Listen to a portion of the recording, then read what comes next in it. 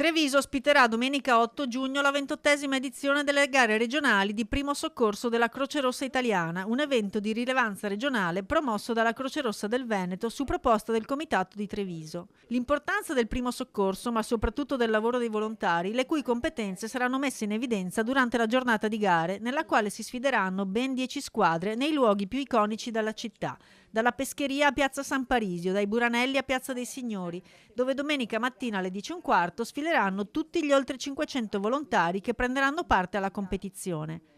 Non ci si spaventi quindi se si vedranno in giro persone insanguinate o assistite dalle ambulanze. Si tratta di una mera simulazione alla quale la cittadinanza è comunque invitata per meglio comprendere il lavoro dei volontari. Saranno tantissimi i volontari della Croce Rossa provenienti da tutto il Veneto, loro faranno le gare, ma poi ci sono delle occasioni in cui incontrarli, conoscere la loro attività e soprattutto comprendere il valore del loro volontariato e delle nozioni di primo soccorso. Quindi in qualche modo l'amministrazione l'ha sentito subito nelle sue corde, Treviso si è messa a disposizione, chi verrà a Treviso domenica troverà questa bellissima invasione di colore rosso di queste magliette dei volontari, ma soprattutto campi gara che saranno davvero d'effetto. A disposizione dei cittadini anche un villaggio in Piazza Rinaldi con postazioni informative e dimostrative aperte al pubblico e la possibilità di toccare con mano le esperienze come quelle legate al primo soccorso, dal massaggio cardiaco alle manovre di disostruzione pediatrica e per adulti.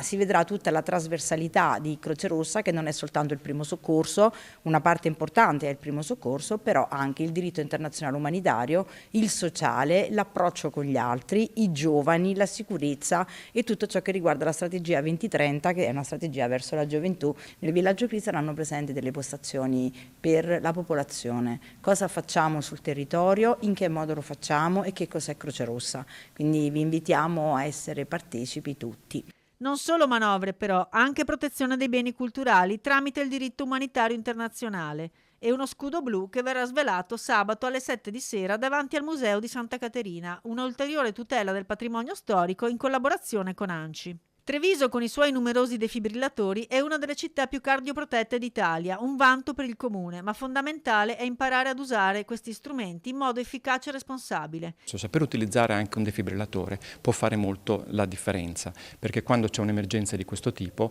arrivare tempestivamente sul posto, saper utilizzare un macchinario che sia automatico ma presuppone anche delle competenze ben precise, è estremamente importante.